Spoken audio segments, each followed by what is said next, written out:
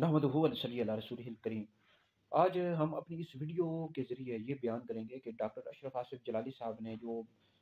خطائے اجتہادی یعنی حضرت فاطمہ زہرا رضی اللہ تعالیٰ عنہا کے حوالے سے کہا کہ ان سے باغ فدق کے معاملے میں خطائے اجتہادی، اس حوالے سے جو انہوں نے دلائل دیے، تو ایک بہت سارے دلائل دیے، اور اس حوالے سے انہوں نے ایک گفتگو یہ کی کہ میں نے یہ گفتگو اس وجہ سے کی کہ یہ جو اہل سنت کے بعض خطباء ہیں وہ ممبروں پر حضرت ام المؤمنین عائشہ صدیقہ رضی اللہ تعالیٰ عنہ کے لیے خطائے اجتہادی کہتے تھے، پھر حضرت امیر معاویہ رضی اللہ تعالیٰ عنہ کے لیے خطائے اجتہادی کہتے تھے، تو اس وقت تم لوگ کیوں نہیں بولے ڈاکٹر صاحب یہ کہتے جب میں نے حضرت فاطمہ زہرا رضی اللہ تعالیٰ عنہ کے لیے خطائے اجتہادی کا یہ گناہ بھی نہیں ہے، یہ تو اس میں ثواب ہوتا ہے، تو تم لوگ اہل سنت کے علماء میری طرف کیوں چڑھائے ہو، یعنی کیوں بولنا شروع ہو گیا؟ تو آج ہم اس حوالے سے تفصیل کے ساتھ گفتگو کریں گے۔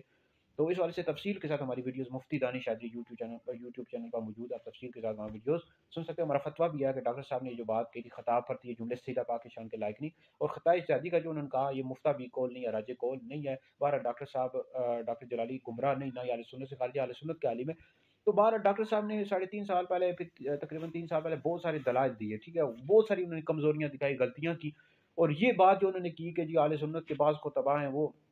ممبروں پر مساجد میں اس طرح بیان کرتے رہے، عائشہ صدیقہ رضی اللہ تعالیٰ عنہ کے لیے، امیر معاویہ کے لیے رضی اللہ تعالیٰ عنہ کے لیے،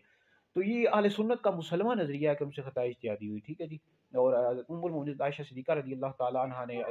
طلحہ و زبیر رضی اللہ تعالیٰ عنہ نے رجوع کر لیا تھا، امیر معاویہ رضی اللہ تعالیٰ عنہ نے رجوع نہیں کیا، تو یہ اہل سنت کا مسلمہ نظریہ جو کتابوں میں لکھا ہو، لیکن پھر بھی ہم ہرگز، میں اس کی ہرگز بھی تائید نہیں کرتا کہ ممبروں پر جا کر کوئی اور مساجد میں عوام کے سامنے جس طرح ان کی خطاؤں کو بیان کرے، خطائے اجتہادی کو بیان کرے، یہ بھی درست نہیں ہے۔ تو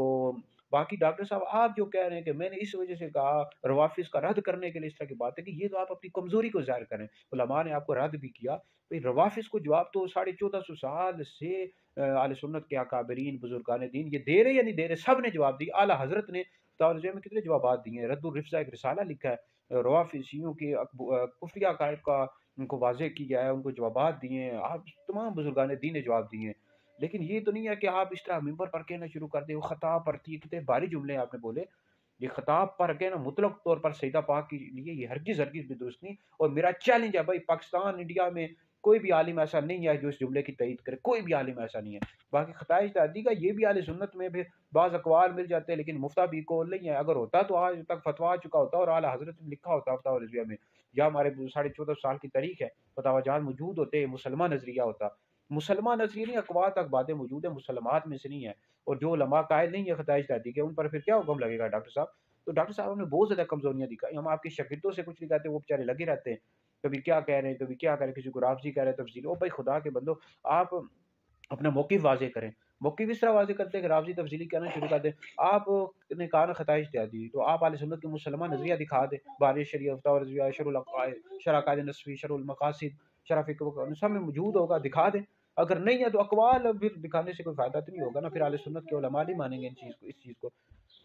تو لہٰذا یہ کہ ڈاکٹر صاحب آپ نے بہت زیادہ کمزوریاں دکھائی ہیں، ٹھیک ہے، دلائل آپ نے صحیح نہیں دیے، انبیاء پر آپ چلے گئے، ان سے خطائے اجتہادی ہوئی، اور پھر آپ استدلال کر رہے ہیں غیر معصوم کو، یعنی جو معصوم ہے ان سے ہو سکتی ہے تو غیر معصوم سے کیوں نہیں ہو سکتی؟ صحابہ اور اہل بیت محفوظ ہے، معصوم نہیں ہے۔ تو لہٰذا یہ ہے کہ ڈاکٹر صاحب آپ نے کمزوریاں بہت زیادہ دکھائی، آپ نے واضح نہیں کیا۔ اگر آپ چاہتے ہیں نا انتشار کو ختم کیا جائے، 5 منٹ میں آپ اس مسئلے کو ختم کر سکتے ہیں کہ جناب یہ دلائل یہاں لکھے ہوئے ہیں، ان سے خطائے اجتہادی اہل سنت کا مسلمان سارے علماء اس کو دیکھ لیتے ہو، سارے خاموش ہو جاتے ہیں۔ آپ نے دلائل واضح نہیں کیے، وہ استدلال کیے جا رہے ہیں، آپ کے شاگرد بھی کیے جا رہے ہیں۔ بھائی ڈاکٹر صاحب گمراہ نہیں، اہل سنت کے عالم ہمارے اپنے عالم ہیں، لیکن سوال تو ہم کر سکتے ہیں نا، کوئی سوال کرنے میں تو کوئی حرج نہیں ہے۔ تو کمزوریاں آپ نے دکھائی جس کی وجہ سے علماء کو شک ہوا کہ ان کے پاس دلائل کو نہیں ہے، یہ استدلال کیے جا رہے ہیں۔ دلائل اگر دیتے آپ تو میں 100% یقین کے ساتھ کہہ سکتا ہوں یا 90% کہ علماء اس کو مان جاتے ہیں۔ ہاں 10% آپ علماء میں جو رافضی تفضیلی گھسے ہوئے اہل سنت میں وہ نہیں مانتے، لیکن 90% مان جاتے اس بات کو۔ بہرحال ہم سوال کر رہے ہیں آپ سے، آپ جواب دیں اگر آپ تک ہماری ویڈیوز پہنچے کہ آپ نے واضح کیوں نہیں کیا ان دلائل کو، مسلمہ نظریہ پیش کریں، مسلمہ نظریہ۔